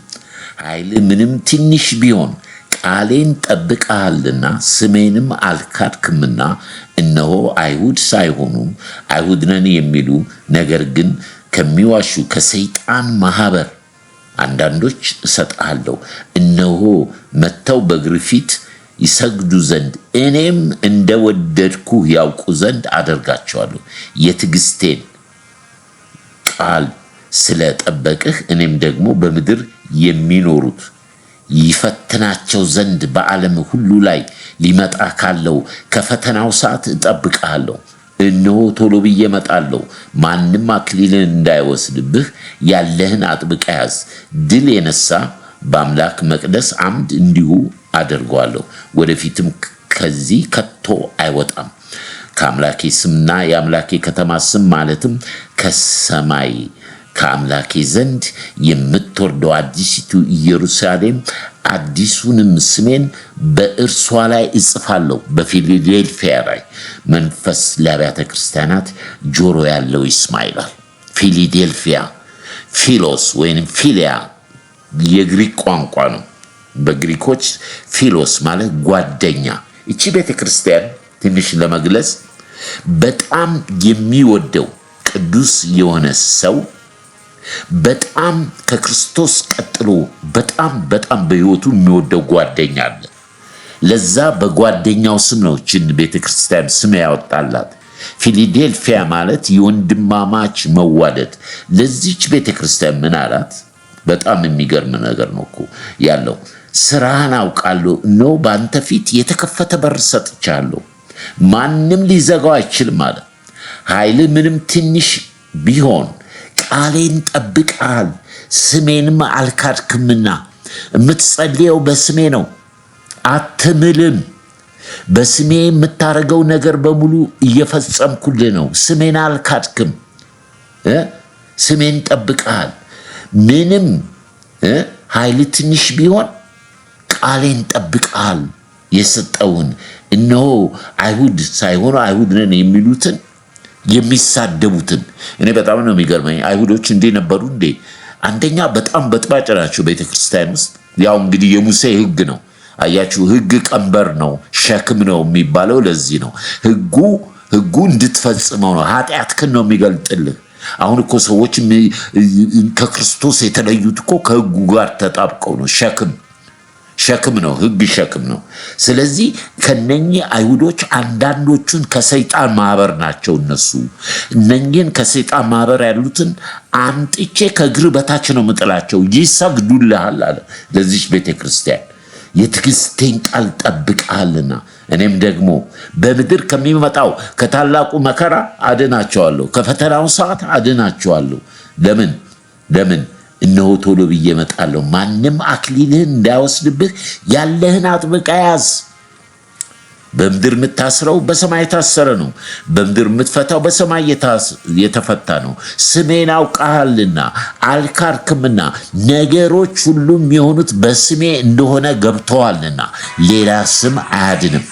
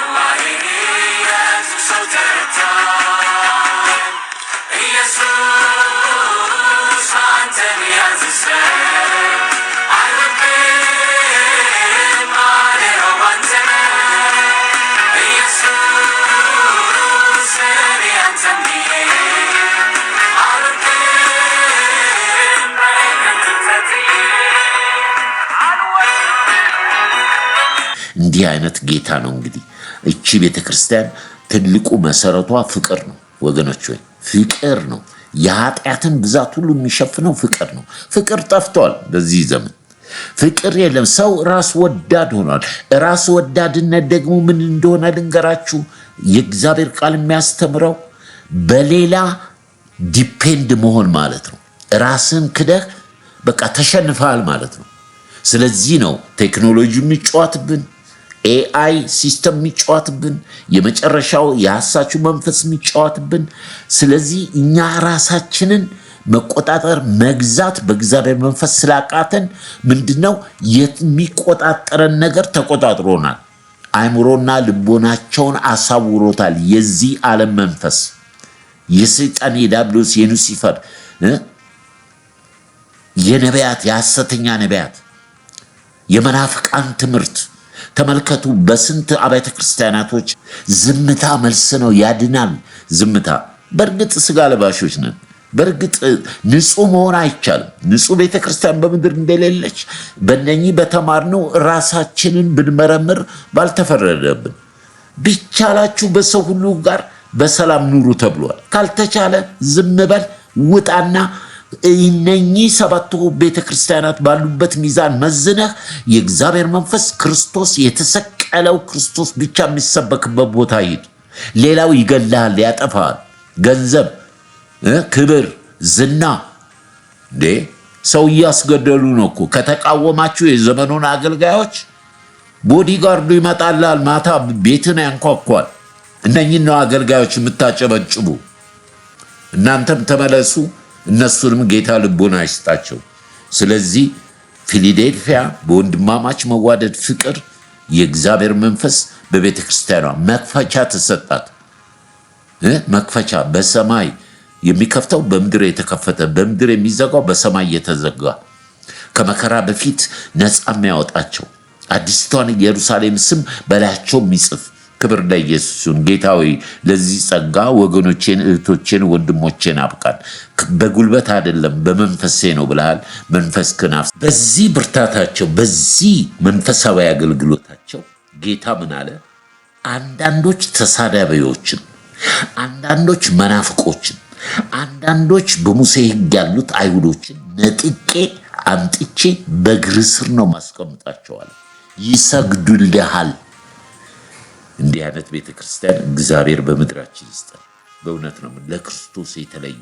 ይሄ ነው የሐዋርያቶቹ ትምህርት፣ ይሄ ነው የክርስቶስ ትምህርት። ወገኖች ሆይ እንግዲህ የመጨረሻውን እናያለን። የመጨረሻዋን ቤተ ክርስቲያን እናያለን። ሰባተኛዋ ሎዶቅያ ነች። ሎዶቅያ ሁላችንም የምናውቀው ነው እና ምን ይላል? አሜን የሆነው ክርስቶስ ነው ማለት ነው። አሜናችን የሆነው ክርስቶስ የታመነው እውነተኛው ምስክር በእግዚአብሔር ፍጥረት መጀመሪያ የነበረው እንዲህ ይላል፣ በራድ ወይንም ትኩስ አይደለም፣ ስራህን አውቃለሁ።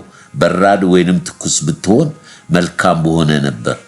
እንዲሁ ለብ ስላልክ በራድም ወይንም ትኩስ ስላልሆን ካፌ ልተፋ ነው። ሀብታም ነኝ፣ ባለጠጋ ነኝ፣ አንድም እንኳን አያስፈልገኝም የምትል ስለሆንክ፣ ጎስቋላና ምስኪን ድሃ እውርም የተራኮትክ መሆንን ስለማታውቅ፣ ባለጠጋ እንድትሆን በእሳት የተነጠረ ወርቅ የተጎናጸፈ የራቁትህን እፍረት እንዳይገለጥ ነጭ ልብስ ዓይኖችም የምትኳልበት ኩል ከኔ ትገዛ ዘንድ እመክርሃለሁ። እኔ የምወዳቸውን ሁሉ እገስጻለሁ፣ እቀጣለሁ። እንግዲህ ንቃ፣ ንስሐ ግባ። እነሆ በደጅ ቆሜ አንኳኳለሁ። ማንም ድምፁን ደጁን ቢከፍትልኝ ወደ እርሱ ገባለሁ፣ ከእርሱ ጋር እራት እበላለሁ፣ እርሱም ከኔ ጋር እራት ይበላል። እኔ ደግሞ ድል እንደነሳው ከአባቴ ጋር በዙፋን ላይ እንደተቀመጥኩ ድል ለነሳው ከኔ ጋር በዙፋን ላይ ይቀመጥ ዘንድ ሰጠዋለሁ። መንፈስ ለአብያተ ክርስቲያናት ጆሮ ያለው ይስማ ይላል። የተሸኑ ቃላቶች አንተን አይገልጹምና ትልቅ ነህ ልበል ደግሜ፣ ትልቅ ነህ ልበል ገናና። የሚመስል ጠፋ ቢፈለግ በምድር ትልቁ እግዚአብሔር የሚያክል ጠፋ ቢፈለግ በምድር ትልቁ እግዚአብሔር የሚመስል ጠፋ ቢፈለግ በምድር ትልቁ እግዚአብሔር የሚያክል ጠፋ ቢፈለግ በምድር ትልቁ እግዚአብሔር።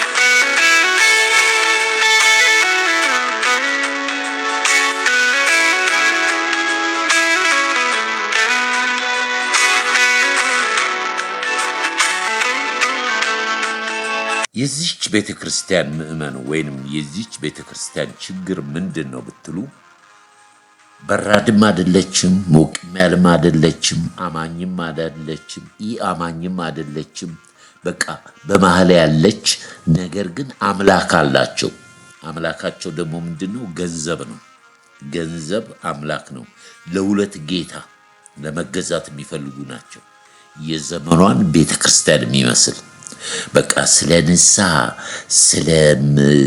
ስለ ደህንነት፣ ስለ ክርስቶስ ወንጌል ወይም ሰዎች የሚድኑበት የሚጽናኑበት አይደለም። ብልጽግና ፕሮስፐሪቲ ጋስፕል የብልጽግና ወንጌል አሉ። ይህንን የሚያጨበጭቡ ተመልከት እንዴትም እንደሚገስጽ። ለዚች ቤተክርስቲያን አምላኳ ገንዘብ ነው። ለሁለት ጌታ መገዛት አይቻልም። ምረጡ። ገንዘብ የኃጢአት ሁሉ ስር ነው። ስለዚህ በተለይ እዚች ቤተክርስቲያን ላይ ያለው ችግር የምትሰበስበው መባና መስዋዕት አስተውላ አትሰበስብም። ገንዘብ ብቻ ነው የምትፈልገው። ምክንያቱም ይሄ ገንዘብ የሚሰጡት ሰዎች በምን አይነት መንገድ እንዳመጡት በመንፈስ ካልመረመረች እቺ ቤተክርስቲያን ጣዖት አምላኪ ነች፣ ገንዘብ አምላኪ ነች። ብዙ ሰዎች የጉልበታቸው ፍሬ የሰሩበትን አንጥተው ለእግዚአብሔር ቢሰጡ ይባረካሉ። የተሰረቀ በሙስና በተለያየ መንገድ የመጣ ገንዘብ ለቤተክርስቲያን አይጠቅምም። የብዙ ቤተክርስቲያኖች ውድቀት ይሄ ነው። ገንዘብ ቢያስፈልግም ለቤተክርስቲያን በፍቅር ደስ እንዳላቸው እንዲሰጡ እንጂ በአዲስ ኪዳን አስራት የለም። በአዲስ ኪዳን አስራት የለም። ብሉይ ኪዳን ነው አስራት። በአዲስ ኪዳን ማንም ሰው በልቡ ደስ ያለው እንዲሰጥ ነው። ነገር ግን የሚሰጠው ሰው ገንዘቡን በንጹህ በላቡ ወጥሮ ግሮ በልቶ ያላመጣ ከሆነ ያቺ ቤተክርስቲያን ገንዘብ አምላኪ እነሱ በሚሰጡት ሌላ ገንዘብ እንዲወለድላቸው አገልጋዩ ገንዘብ አንጡ፣ ዘይት ሸጦ፣ ቲሸርት ሸጦ፣ ፎቶግራፍ ሸጦ በዛ ለማምጣት ይሄ ብር ገንዘብ የሚመለክ ቤተክርስቲያን ነው። የእግዚአብሔር መንፈስ የለበትም። እግዚአብሔርን በዚህ ልናታልለው አንችልም። ስለዚህ የዚች ቤተክርስቲያን ችግር ይሄ ነው። እውር ነሽ አላት። እውር ነሽ፣ ተራቁተሻል። ብር አለኝ፣ ሀብታም ነኝ፣ ገንዘብ ነው ምትይው፣ ተራቁተሻል። ነጭ ልብስ ላልብስሽ፣ ዓይንሽም አጥርተሽ እንድታይ ተኳይ። ስለዚህ አለበለዚያ እመጣለሁ፣ ንስሐ ግቢ። ወይ ሞቃት ወይ በራድ አልሆንሽም፣ ልብ ብለሻል፣ እተፋሻለሁ ይላል። አያችሁ።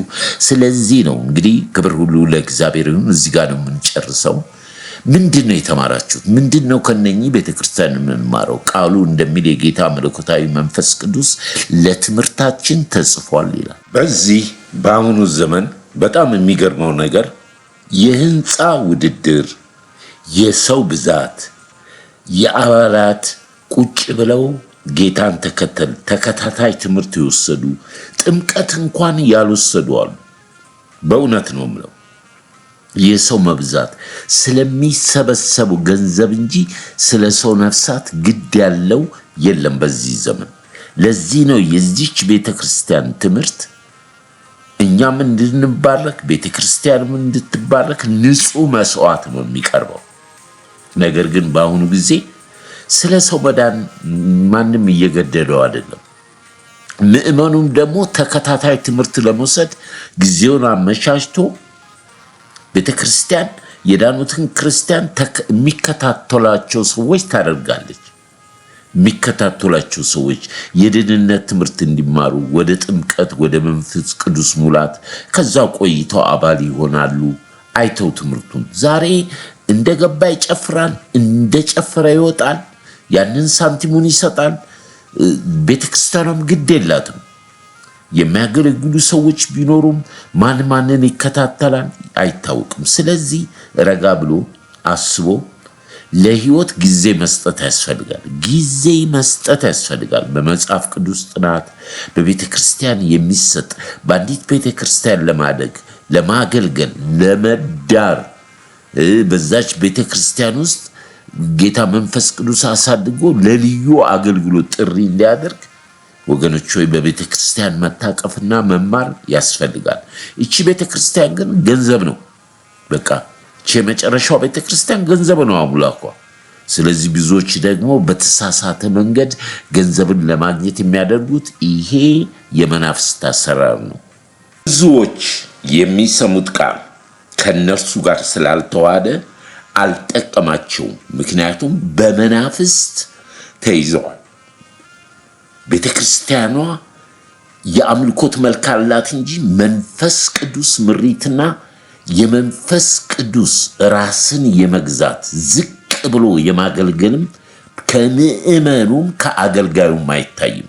በተቀባው በኢየሱስ ክርስቶስ ላይ በተሰጣቸው ራሳቸውን ያልካዱ ያልሰጡ ለገንዘብና ለዓለም የተሸነፉ ነገር ግን ያንን ደግሞ የሚጠቀሙት በዚህ በቴክኖሎጂ በመሳደብ በማጋጨት በማጣላት በዛ ውስጥ የምትሳተፉ ከነኚህ አብያተ ክርስቲያናት ተማሩ።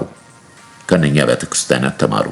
የት እንደምትሄዱ ምን እንደምታመልኩ ምን አይነት ሚዲያ ውስጥ እንደምትገቡ በተለይ በዚህ ዘመን ታውቃላችሁ። ገንዘብ አምላክ ሆኗል። ገንዘብ አምላክ ነው። ይሄም ደግሞ ትልቁ እስር ነው። ያለኝ ይበቃኛልን ማለት ተምሬያለሁ አለ ጳውሎስ።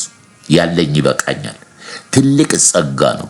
ያለውን ባለፈው ሳምንት እንዳየነው ስለ ምስጋና ባላችሁ ጌታን ስታመሰግኑ ይጨምራል። ነገር ግን በሌላ መንገድ የሚመጣ ገንዘብ ለናንተም ለቤተ ክርስቲያንም አይጠቅምም። ይህንን ገንዘብ ወስዳችሁ ስትሰጡ እነኚህ ሐሰተኛ ነቢያት፣ ሐሰተኛ አገልጋዮች ምንም እነሱ የዚህ መንፈስ አገልጋዮች ናቸው። የገንዘብ አምላኪ አገልጋዮች ናቸው። ገንዘብ የሚመለክበት ቦታ አትሄዱ። እቺ ቤተክርስቲያን እንደዛ ነች። ምክንያቱም ወይ ከጌታ ጋር አይደሉ ወይ ሙድጭ ብለው ወጥተው ገንዘብን አያመልኩም። በቃ ወይ እንትን አይሉም። መተው በእግዚአብሔር መንፈስ በእግዚአብሔር ቤት ውስጥ በእግዚአብሔር ቃል ቁማር የሚጫወቱ ናቸው። ቁማር ተጫዋቾች። ይሄ ወገኖች ሆይ ማስተዋል ካልቻልን ምንም እኛ መናገር ነው። የሰው ጠላት የለንም። እኛ ከስጋ ከደም ጋር ጥል የለንም። በጀርባቸው የሚሰራ መንፈስ ስለሆነ በእነኚህ በሰባቱ አብያተ ክርስቲያናት ውስጥ ያየነው መልካም ነገርም ይታያል። ነገር ግን ይሄ አሁን የከረረውን ክርክር ገላትያ 5 ክርክር ኃጢአት ነው፣ የስጋ ስራ ነው ይላል። ማን ነው አሁን ለእግዚአብሔር ጠበቃ መሆን የሚፈልገው? ማን ነው ለመልአኩ ወይንም ለሌሎቹ ጠበቃ መሆን የሚፈልገው? ስጋና ደም እኮ ምንም ነገር መንፈስ ነው። የምናወራው ስለ መንፈስ ነው። ቃሉ መንፈስ ነው፣ ህይወት ነው።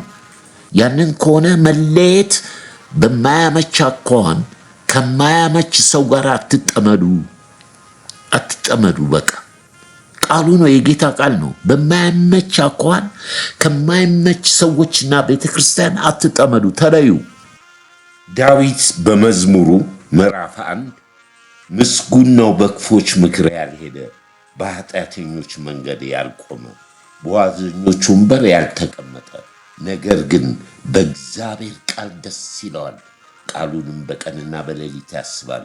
እርሱም በውኃ ፈሳሽ ዳር እንደተተከለ ፍሬውንም በየጊዜው እንደሚሰጥ ቅጠሉም እንደማይረግፍ ዛፍ ይሆናል።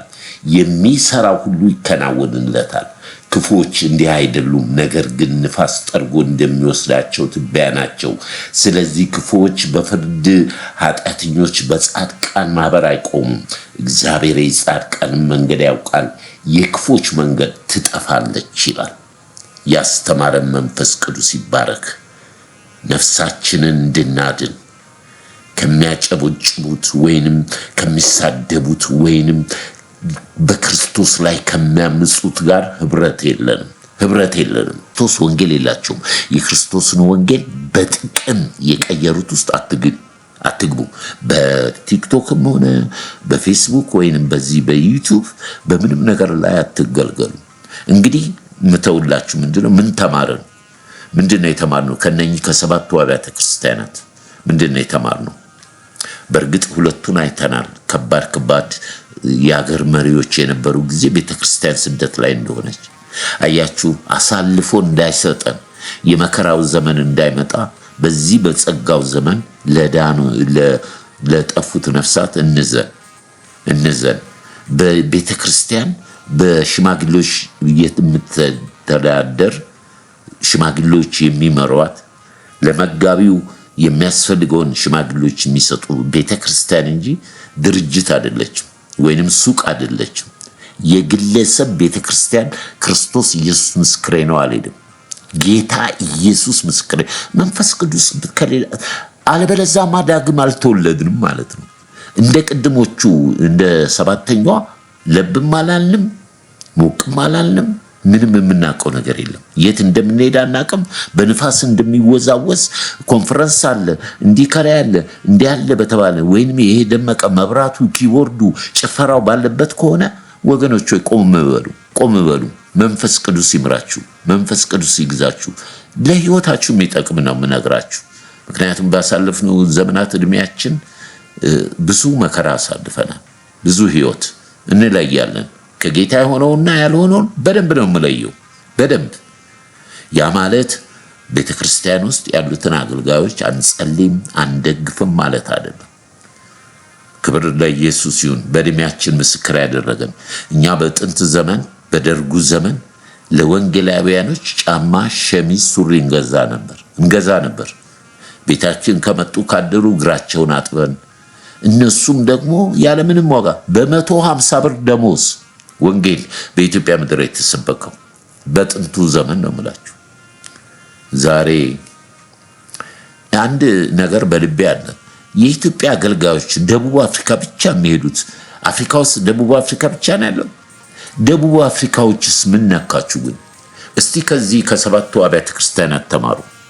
ደቡብ አፍሪካ ያላችሁ ከዚህ የሚሄዱት በሙሉ ደቡብ አፍሪካ ነው። እኔ አንዳንዴ ጠይቃለሁ፣ በቃ ደቡብ አፍሪካ ብቻ ነው እንደ ወንጌል የሚሰበከው? ሐዋርያ ጳውሎስ ወደ አረብ ሀገር ሄድኩኝ ይላል እኮ። አረብ ሀገር ሄድኩ፣ በዛ ነው የተማረው። እና እንግዲህ ምተውላችሁ ነፍሳችሁን ያለንን ይዘን እንጠብቅ። ያለሽን ጥቂቱን ይዘሽ ቆይ። ከመንፈሱ ጋር ከእውነት ጋር እንቆይ። ለወደቁት እንጸልይ፣ ለደከሙት እንጸልይ። በማያመች አኳኋን ከማያመች ሰው ጋር አትጠነዱ፣ ተለዩ። መለየት ወንጌል ነው። የጀመረውን በመለየት ነው። አብርሃም የጀመረው የእግዚአብሔርን ፍቃድ የታዘዘው በመለየት ነው። ስለዚህ ይሄ ካላስተማረን፣ ይሄ በዚህ በመጨረሻው ዘመን ለነፍሳችን እንድንጠብቅ ካላደረገን እንግዲህ ሁሉ ሰው ምርጫ አለው። እንግዲህ ጌታ ይባርካችሁ፣ ጌታ ዘመናችሁን ይባርክ። እግዚአብሔር ጻድቅ ነው፣ ወንጌል አይታሰርም። እንግዲህ እግዚአብሔር ያዘጋጀውን በረከት አክሊል ለመቀበል ባለንበት እንትጋ፣ እንመስክር። ቅዱሳኖች አጭር ጸሎት አደርጋለሁ። እንግዲህ በድካም ውስጥ ያላችሁ፣ በተለያየ መንገድ ልባችሁ የተሰበረ 7 ቁጥር የእግዚአብሔር ፍጹም ቁጥር ነው። 7ኛዋን ቤተክርስቲያን ስናይ እንዲህ ይላል፣ በደጅ ቆሜ አንኳኳለሁ፣ ማንም ደጁን ቢከፍትልኝ ድምፄን ሰምቶ ወደ እርሱ ገባለሁ፣ ከእርሱ ጋር እራት እበላለሁ፣ እርሱም ከኔ ጋር እራት ይበላል ይላል። እናንተ መኳንንቶች ደጆችን ክፈቱ፣ የክብር ንጉሥ ይግባ። ይሄ ክብር ንጉሥ የናዝሬቱ ኢየሱስ ሕይወታችሁን እንድትሰጡ በዚህ ባየናቸው እግዚአብሔር በመጨረሻ እስትንፋሱ በምድር ምሳሌ እንድትሆን የሰጠው ቤተ ክርስቲያን 7ኛዋ ለብም ሞቅም ያላለች ስም ያላት ክርስቲያን ነኝ የሚሉ ነገር ግን እግዚአብሔር በደጅ ቆሜ አንኳኳለሁ ይላል። እነሱ በር ዘግተው ያመልካሉ። እርሱ ያለው ውጪ ነው። ጌታ ያለው ውጪ ነው። ዛሬም በሕይወታችሁ ክርስቶስ ኢየሱስ ከሌላችሁ፣ እርግጠኛ ካልሆናችሁ፣ ይቺ ነፍስ ከዚህ ሥጋ ስትላቀቅ የት እንደምታርፍ የት እንደምትገባ ዛሬ ቀን እያለ ሃይማኖት አይደለም እኔ ሕይወት ነኝ ብሏል። እኔ የዘላለም ሕይወት ነኝ። ልጁ ያለው የዘላለም ሕይወት አለ። እነሆ ኢየሱስ ክርስቶስ ወደ ዓለም መጣ የሚለው ቃል የታመነ ነው። ለተቀበሉት በስሙ ለሚያምኑት የእግዚአብሔር ልጆች የሆኑ ዘንድ ስልጣን ሰጥቷል። መንፈስ ቅዱስ በሰማይና በምድር ያለ አንድ ስም ብቻ ነው። ማንም የሚያድን የለም። እንዳትሸወጂ፣ እንዳትሸወድ። ለምን ከሞት በኋላ ማንም የለም። ነፍስ ነው። ሥጋ ወደ አፈር፣ ነፍስ ወደ ፈጠራት ወደ ፈጣሪ። ክርስቶስ ከሌለህ ወደሚነደው አቶን እሳት ከምትገቢ እርግጠኛ ካልሆናቸው አጭር ጸሎት እንጸልያለን። ቅዱስና ሕያው ዘላለማዊ ጻድቅ የሆንክ እግዚአብሔር አባት ሆይ በክብር በክርስቶስ ኢየሱስ ስም አመሰግናለሁ። እኔ ከፍጥረቴ አፈር ነኝ።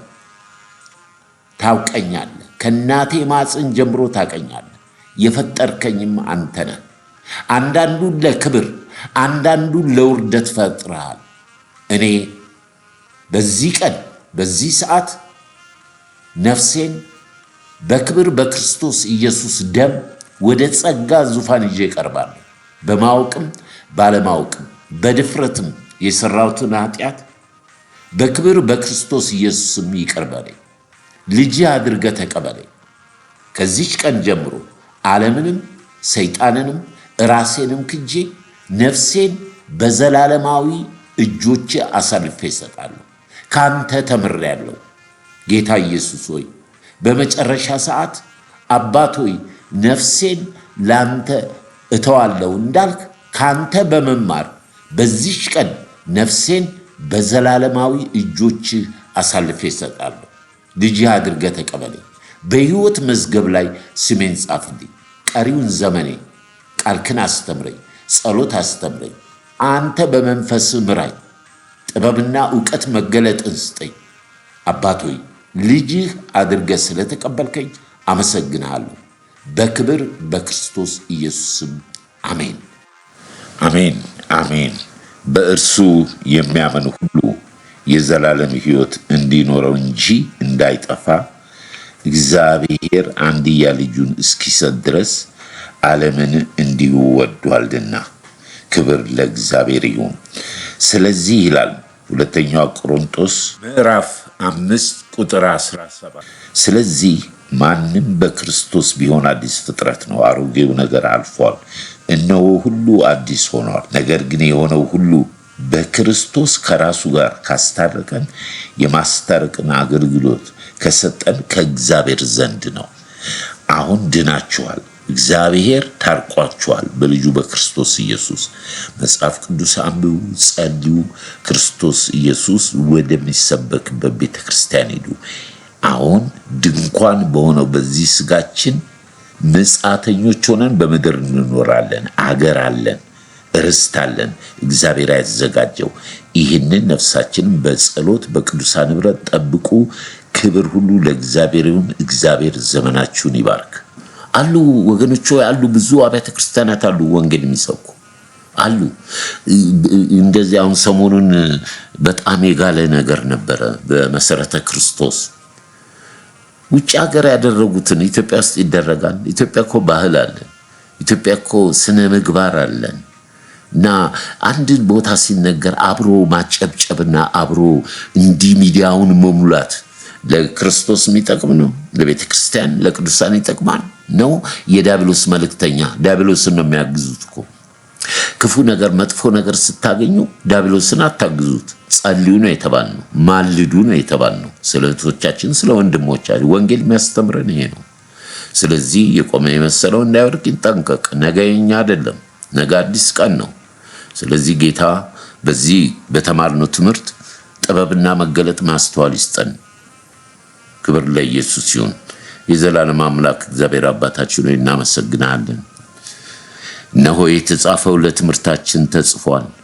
ጌታ መንፈስ ቅዱስ አስተምረን። ይህንን የሰሙ እህቶቼ ወንድሞቼ ረጋ ብለው ጌታ ካንተ ቃል የሆነውን ነገር የትንቢቱን የቃል መጨረሻ ይህን መጽሐፍ ይህን ትንቢት ቃል የሚያነብ የሚሰማ ብፁዕ ነው።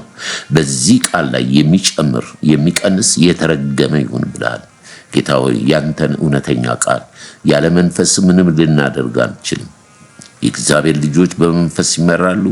የእውነት መንፈስ በመጣ ጊዜ ወደ እውነት ሁሉ ይመራቸዋል ተብሏልና ለእህቶቼ ለወንድሞቼ ለምድራችን ይህንን እውነት ይህን ለሚሰሙኝ ሁሉ ወደ እውነት ወደ ብርሃን አምጣቸው። አስተምረን ጌታ ሆይ ካንተ ወደ ማን እንሄዳለን? ሕይወትን አንተ መንገድ ነህ፣ እውነት ነህ። ጌታ ሆይ ስለሰጠን ጊዜ እናመሰግናለን።